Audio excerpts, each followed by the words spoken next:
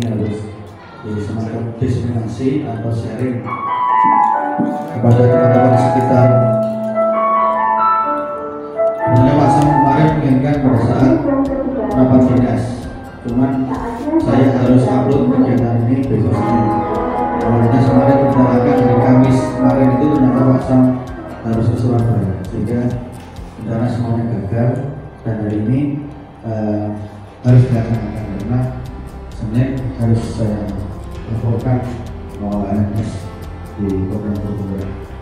Sebelum acara mulai, mari kita buka berita pada pagi hari ini dengan beberapa kita oleh Saudara Kepala dengan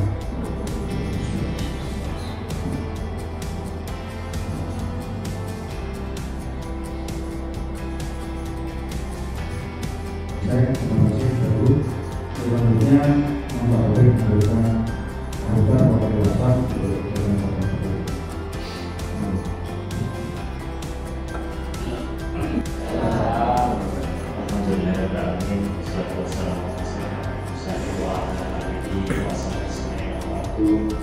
yang kami hormati Pak Relawan dan Bapak Ibu wali kelas 10 SMA Negeri 1 para wanita kita panjang disuruh dan memutuskan mengalah sekali lainnya semoga sekalian pada pagi hari ini sama-sama ya kedua kalinya sholawat salam mari kita aturkan kita bersama Muhammad SAW sebagai panutan kita di dunia dan semoga kelak kita mendapatkan syafaatnya di yaumil akhir. Amin.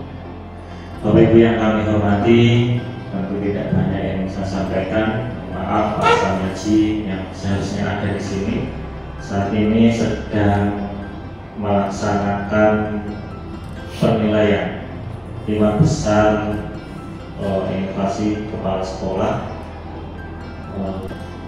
kaitannya dengan guru penggerak. Bapak Ibu saya kira mau yang ada waktu luang, pikirannya masih luang, tidak banyak utang ya.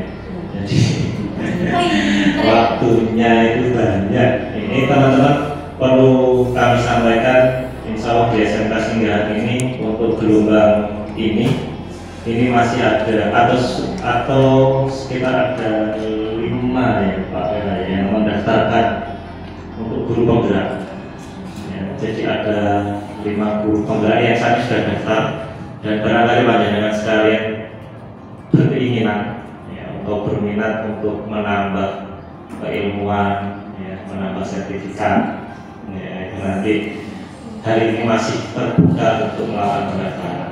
Ya, harapannya semakin banyak guru penggerak di SMK Negeri 1 Singgahan, tentunya harapannya juga membawa dampak positif untuk kelembagaan. Selain nanti juga tentunya secara pribadi panjenengan juga akan memiliki nilai tambah setelah mengikuti kegiatan calon guru penggerak atau di guru penggerak.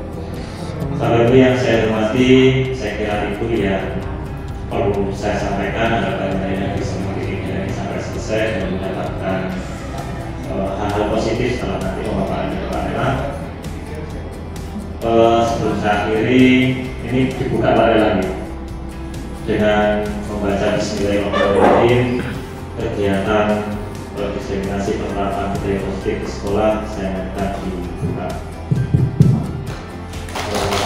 Demikian dari saya, apabila ada kata-kata yang berkenan dan mohon yang sebesar-besarnya, saya akhiri. Assalamualaikum warahmatullahi wabarakatuh.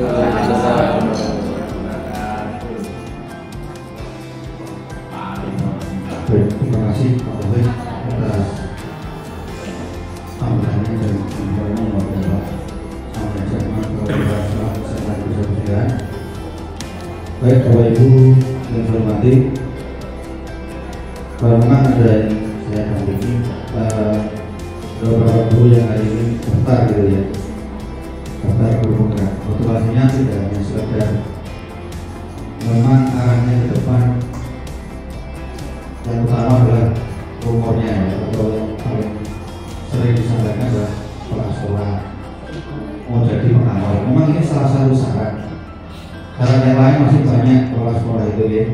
syarat yang lain masih banyak, pengawas mau jadi investor juga masih banyak. Ini tapi sertifikat, utamanya yang belum BPG ini akan menjadi batu loncatan. Setelah selesai kegiatan ini tidak usah ikut BPG, tetapi langsung ke B. Nah itu ya, informasi yang terbaru adalah itu. Saya ingin teman-teman selain itu juga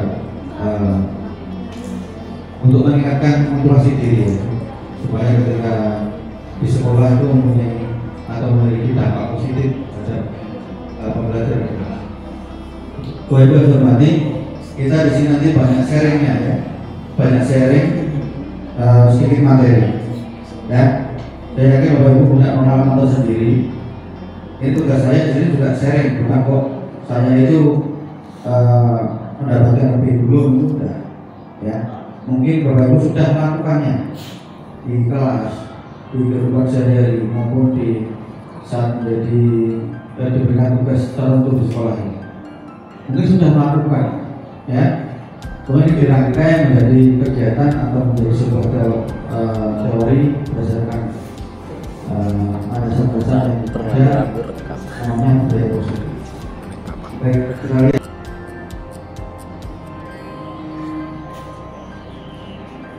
Baik, video ini isinya apa nanti ya? Buat Bapak Ibu maknanya apa? Refleksinya apa?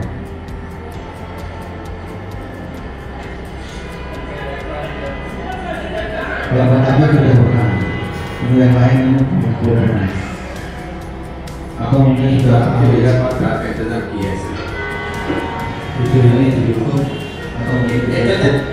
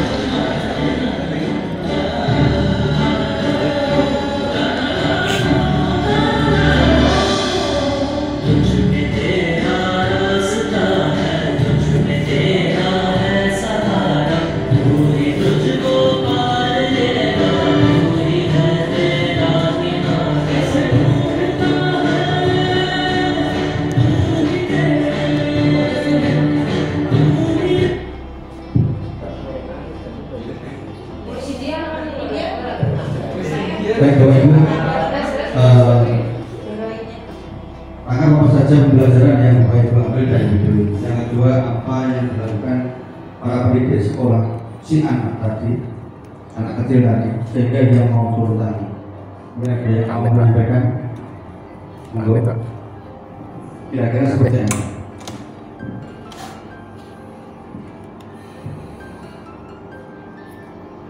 Mbak Buren. Sampaikan aja. Atau Pak Keno yang Bismillahirrahmanirrahim. Ibu ini mati. Itu contoh memecahkan suatu masalah yang besar bersama-sama, harus dengan gotong royong. Jadi tanpa adanya gotong royong, permasalahan yang dihadapi banyak orang itu mungkin sulit untuk dilaksanakan. Di sini juga biasa, misalnya contoh di perjalanan ada bambu, jatuh di tengah jalan. Itu sangat jarang sekali orang turun terus kemudian memikirkan bambu untuk semua orang bisa lalu lalang. Nah, kepeduliannya itu yang harus kita contoh. Itu sebagai kepedulian untuk memecahkan suatu masalah yang bersama-sama. Ada yang mau nambahin?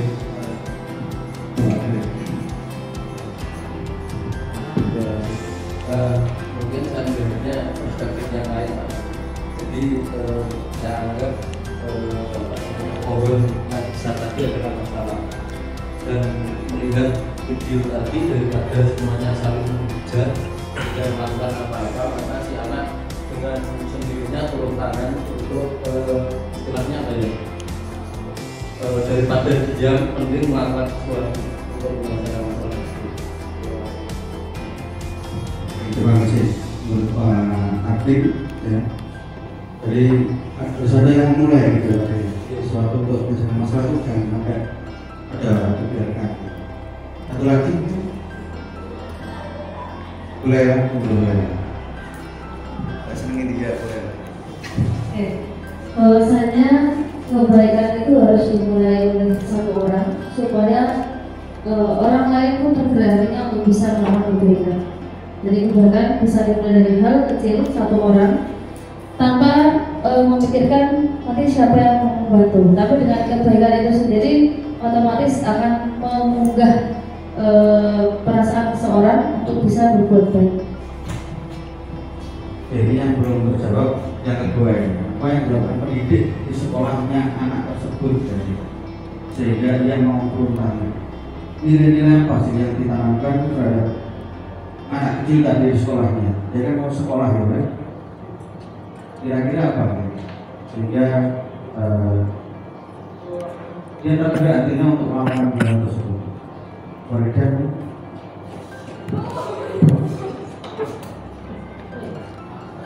ya, kira-kira apa? Asal apa yang ada di unek-uneknya? Satu aja.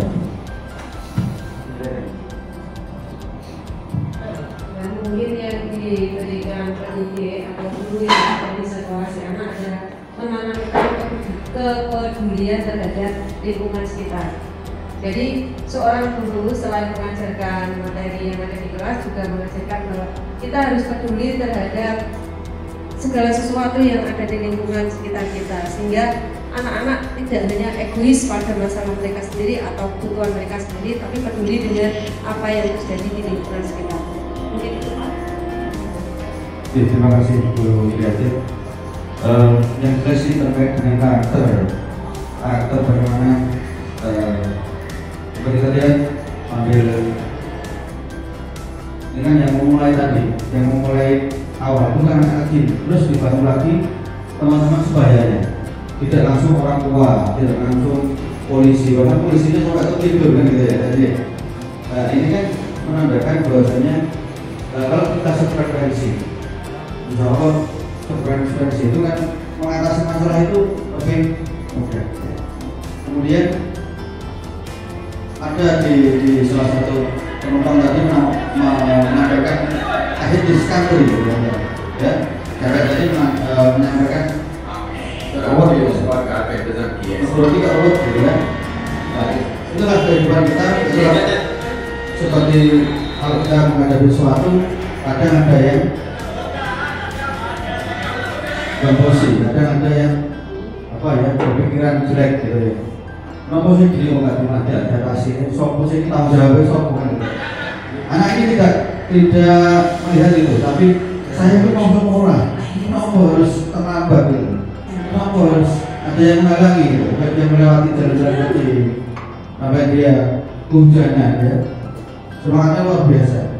Nah, inilah yang mau kita berbudaya di sini, Pak. Budaya positif apa yang ditanamkan di sekolah dari anak tersebut? Ya. Ada 6 materi ya, mungkin akan saya sampaikan secara cepat ya. Semoga bermanfaat, semoga sharing kita ini mungkin sudah Bapak Ibu lakukan, tetapi ada baiknya ini kita share di sini supaya menguatkan kita untuk mendampingi anak di kelas. Sisi positif dan nilai pendidikan universal, teori motivasi, hukum, ada konstitusi, ada keyakinan kelas, ada kebutuhan dasar manusia dan dunia berkualitas. Kemudian ada restitusi 5 posisi kontrol, kemudian ada segitiga restitusi. Apa itu ini? Karena materi ini saling berkaitan, Bapak Ibu, tidak bisa dibolak-balik. Dan ini adalah struktur yang harus seperti ini dari namanya. Yang pertama disiplin positif dan nilai kebajikan universal. Apa itu, Bapak Ibu? Ada perubahan paradigma. Pada dasarnya kita tidak dapat memaksa murid untuk berbuat sesuatu jika murid tersebut memilih untuk tidak melakukannya.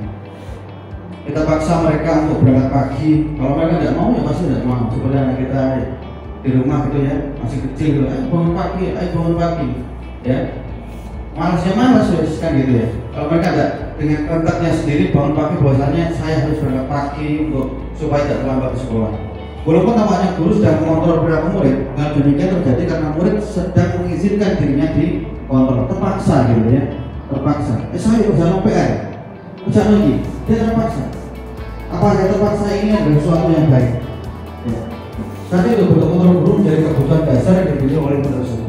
Oleh Pak menyatakan bahwa semua perilaku memiliki tujuan, bahwa bahkan terhadap perilaku yang tidak disukai.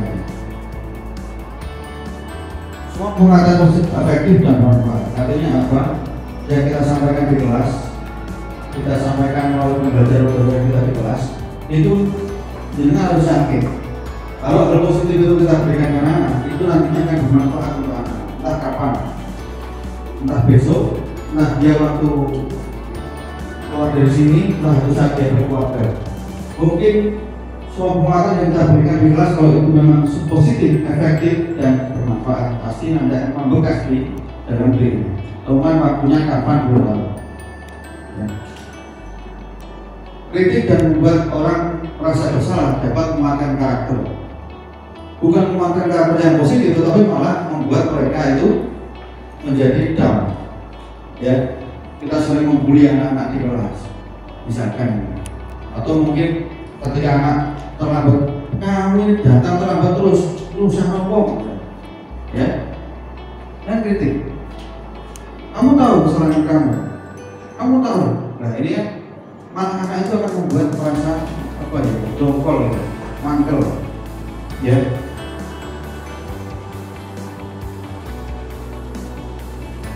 Orang dewasa paling hak untuk memaksa, seperti kita, ya. Memaksa itu hak-haknya, memaksakan anak itu untuk kamu harus mengikuti gaya belajar saya, kamu mengikuti apa yang saya sampaikan, itu hak-haknya, ya. Tetapi anak juga punya hak, ya. Dia punya namanya kodrat alam, ya. Setiap anak punya yang namanya kompetensi sendiri, punya aktivitas sendiri. Ini harus jangan pahami. Mana disiplin adalah untuk menjadi orang yang mereka inginkan dan menghargai diri sendiri dengan nilai-nilai yang mereka percaya. Kita berangkat sekolah tidak terlambat, itu apakah kita pengen dilihat atasan tidak terlambat ya, gitu kan? Atau mungkin dilihat temanmu, tidak pernah terlambat. Atau mungkin kita menghargai diri kita sendiri supaya ketika masuk kelas itu bisa tepat waktu. Jadi tidak ada yang menilai, seakan-akan tidak ada yang menilai, ya. Atau mungkin saya harus berangkat pagi karena kalau saya berangkat agak siang nanti macet pasti. Ini kembali ke diri kita masing-masing. Termasuk anak juga. Ketika anak berangkat sekolah, tujuannya apa ya? Ya, berangkat pagi itu tujuannya apa? Apakah terpaksa berangkat pagi? Atau mungkin karena kebutuhan mereka harus berangkat pagi? Saya pikir, saya punya tanggung jawab ini pikir. Atau mungkin saya harus berangkat pagi karena kalau saya siang, ya macet. Kebajikan universal ini artinya kebajikan yang sudah dituliskan atau sudah ada, sudah umum, ya, seperti COVID organisasi lah yang kita kita pahami saat ini ada 6 atau 12 sila ini. Kemudian yang kedua dari Ibu Pengawas program ini nilai-nilainya adalah nilai yang umum ya di masyarakat yang kita percayai saat ini. Ini dan kebajikan universal yang bisa kita terapkan ke anak-anak. Kemudian untuk sumber hidup dan ramah hidup para percaya, usaha ini ya nilai yang sudah ada di masyarakat, tidak perlu kita kurangkan. Ini sudah ada dan itu dipercaya oleh masyarakat. Untuk itu kesabaran, berorganisasi, kerjasama, berinisiatif, integritas, itu istilah yang sering kita dengar. Data yang memang sudah ada di masyarakat. Ini yang namanya kebajikan universal.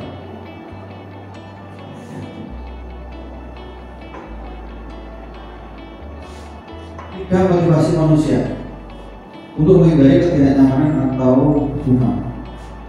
Yang kedua, untuk mendapatkan imbalan atau penghargaan dari orang lain. Yang ketiga, untuk menjadi orang yang mereka inginkan dan menjadi diri dengan nilai yang mereka percaya. Motivasi anak-anak melakukan sesuatu itu di antara 3 hal ini untuk menghindari ketidaknyamanan atau hubungan. Dia tidak terlambat berkat di usaha. Yang mengerjakan PR dia tidak dijaga oleh gurunya. Untuk mendapatkan imbalan atau penghargaan, ya. Nek saya ikut poli, saya dapat reward. Nah, ya dapat reward. Kalau saya bersih-bersih, itu dapat reward. Ya. Nah ini berbeda. Tapi yang terakhir untuk mendapatkan orang yang mereka inginkan dan menghargai diri sendiri. Saya pengen menjadi orang yang baik. Saya pengen menjadi orang yang disiplin. Saya pengen jadi orang yang menghargai orang lain. Nah ini kan nilai-nilai yang muncul dari mereka sendiri, bukan karena imbalan, bukan karena penghargaan atau mungkin hukuman dari lingkungan sekitar. Ini bedanya hukuman dan penghargaan. Hukuman bersifat tidak terencana atau tiba-tiba, ya. Contohnya ada anak misalnya ada masukkan baju, push up. Nah, itu kan tiba-tiba tanpa direncanakan. Kemudian ada anak-anak yang terlambat, ayo bulu-bulu. Ini kan tidak direncanakan. Kalau konsekuensi itu sudah terencana atau sudah disepakati, sudah dibahas, sudah disetujui oleh murid dan guru. Contohnya misalkan yang akan kita bahas berikutnya adalah kesepakatan di kelas. Contoh misalnya kita masuk kelas, ya ini juga saya juga memulai kegiatan ini di kelas. Ketika saya sudah masuk kelas, ada anak terlambat, kita tanya ke anak-anak, konsekuensinya apa kalau terlambat? Misalkan atas tapi ini kita sepakati bersama. Berapa kali? 50 kali. Oke, sepakat? Kalau terlambat bagaimana? Nanti ngepel. Atau terlambat bagaimana? Tulis. Nah, tapi kan kita sepakati, ini namanya konsekuensi.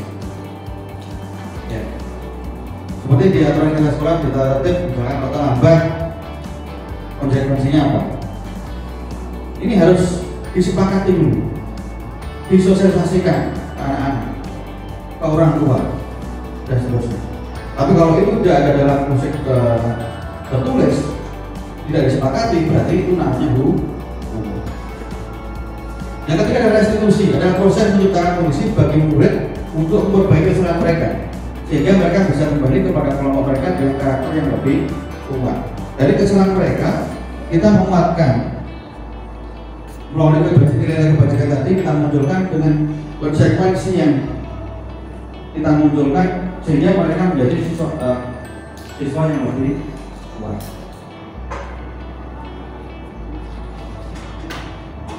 Baik, ini hukuman atau konsekuensi.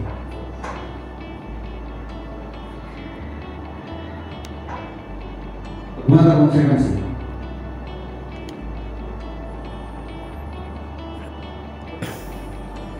Kira-kira apa? Mendapat suatu sekali di dalam buku lemak, saya tidak terlambat lagi karena terlambat ke sekolah. Ini hukuman atau konsekuensi? Hukuman. Hukuman ya? Hukuman. Sepakat ya? Tadi berkeliling lapangan basket 2 kali karena terlambat dari sekolah. Hukuman. hukuman ya. Membersihkan kelihatan yang dibuatnya di meja tulis. Hukuman atau konsekuensi. Karena dia yang berbuat, dia yang bertanggung jawab. Murid diminta untuk push up 15 kali karena tidak menggunakan masker ke sekolah. Hukuman ya. Menghentikan kertas tugas semuanya yang terlibat konsekuensi.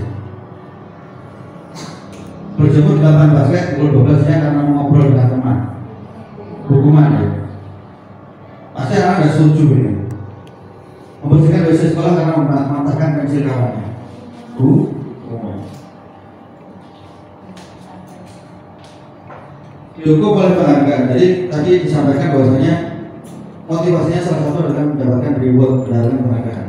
Pengaruh jangka pendek dan pengaruh jangka panjang. Pengaruh jangka pendeknya dia akan melakukan kebaikan hanya dengan imbalan.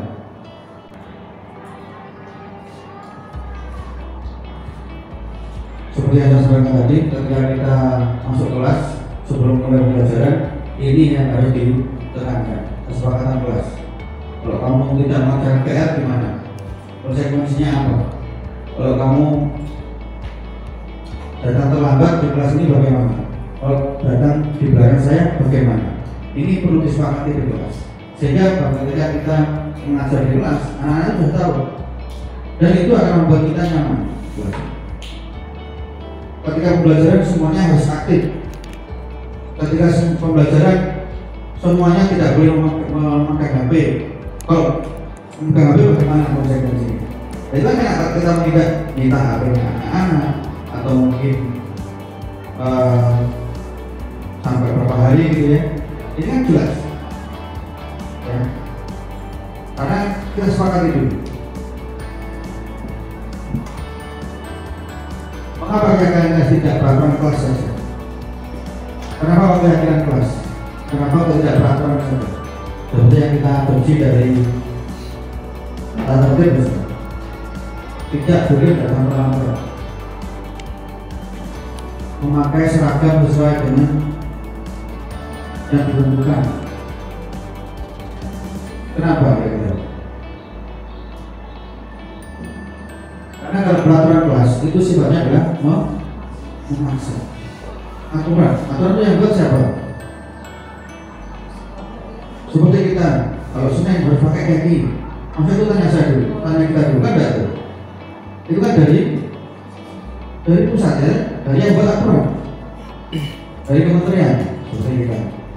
Kalau Selasa, kalau Rabu pakai putih, hitam. Apakah pernah yang buat aturan itu tanya kita?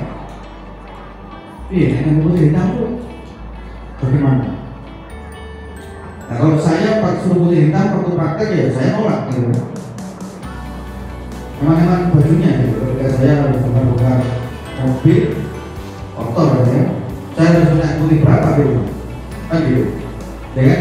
Makanya ketika saya dan teman-teman produktif urusan dari KR praktek itu hari Rabu atau hari Senin, Selasa itu mesti pagi pakai seragam, oke, pakai putih. Tapi ketika nanti sudah agak siang ganti. Supaya apa? Bajunya tidak kotor. Itu aturan. Tapi kalau keyakinan kelas atau kesepakatan kelas itu kan enak, kita diskusikan dulu. Di kelas apa boleh makan dulu? Nah, boleh nggak dia makan? Boleh nggak dia minum? Efeknya apa ketika pembelajaran dia yang makan dia yang minum? Nah, kan gitu. Dijelaskan dulu, baru kita buat kesepakatan. Maren, sini kamu. Sopo itu ya? Selalu terlambat. Kamu deh, pasti terlambat. Maaf Bu, saya Apa? Apa coba? Alasan kamu apa lagi? Kapan sih kamu tidak terlambat? Malas sekali ya kamu jadi anak. saya Dasar pemalas. Gak kapok-kapok sih kamu. Sudah berapa kali terlambat? Sana, kamu keliling lapangan kayak 2 kali. kenapa saya harus keliling lapangan basket Bu? Kenapa? Kamu melawan ibu. Wah, ini Berani-beraninya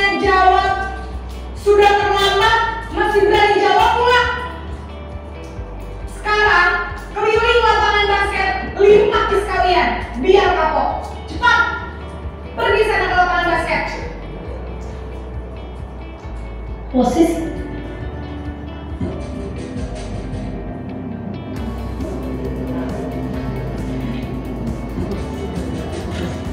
Adegan yang kedua. Naren,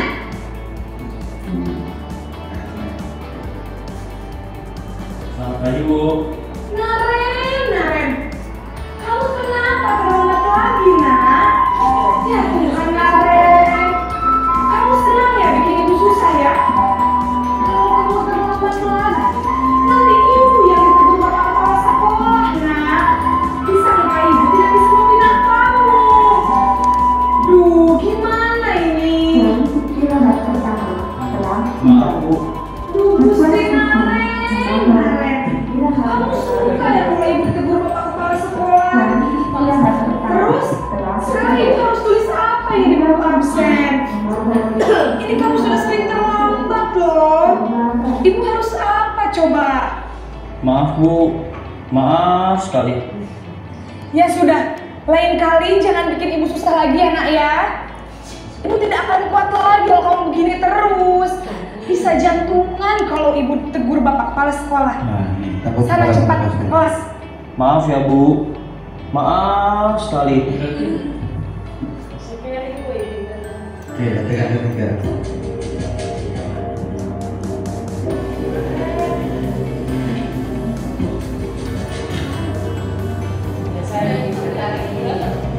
Naren,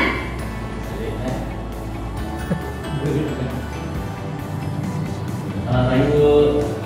wah sudah jam berapa ini nak? Terlambat lagi ya sayang. Iya Bu. Habis ibu saya mau bangunkan saya Bu. Kamu malah menyalahkan ibu kamu.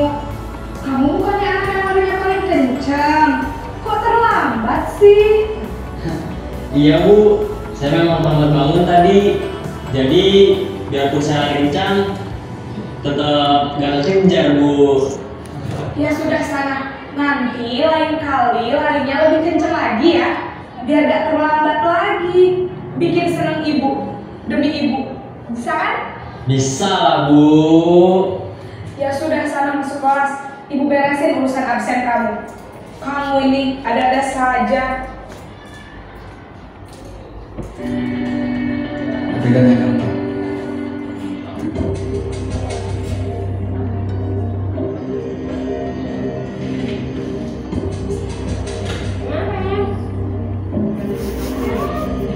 Naren! Sebelum. Selamat pagi Bu. Naren, apa peraturan sekolah kita tentang jam berapa kita harus masuk sekolah, nak? Kita harus di sekolah jam 7 Bu. Iya betul, sekarang sudah jam 7.20. Naren sudah tahu konsekuensinya jika terlambat hadir. Paham Bu. Saya harus tinggal kelas pas jam istirahat selama 20 menit. Iya benar, konsekuensinya demikian. Jadi nanti jam 9.30 pas istirahat, kamu harus tinggal di kelas, kerjakan tugas tambahan untuk ketertinggalan kamu, ya? Baik Bu.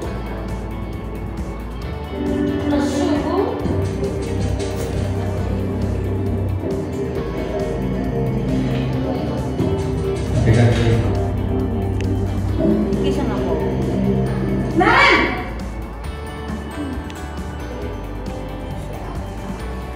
Selamat pagi Bu. Selamat pagi Naren. Maaf Bu, saya terlambat. Biasanya jam 7, sekarang sudah jam 7.20. Jadi sekarang bagaimana ini, Naren? Maaf Bu, saya lupa alarm saya semalam. Baiklah, menurut kamu, kira-kira sekolah yang mana yang harus kamu tingkatkan? Menghargai diri sendiri dan orang lain. Posisi mana yang dapat menunjang motivasi intrinsik ini? Ya, tentu posisi manajer.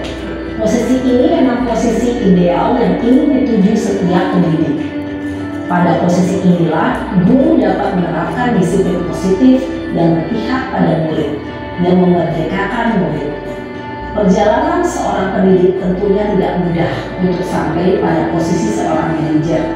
Namun, tujuan kita pasti, yaitu menciptakan murid-murid yang mandiri, merdeka, dan bertanggung jawab. Semoga penggambaran 5 posisi kontrol yang telah diperlihatkan ini dapat menjadi ajang refleksi bagi kita semua, agar dapat terus mengasah dan menerapkan disiplin positif yang memerdekakanmu. Mari terus berlatih dan bersemangat. Selamat menerapkan. Salam dan bahagia Ibu dan Bapak Guru hebat. Apakah organisasi harus merdeka?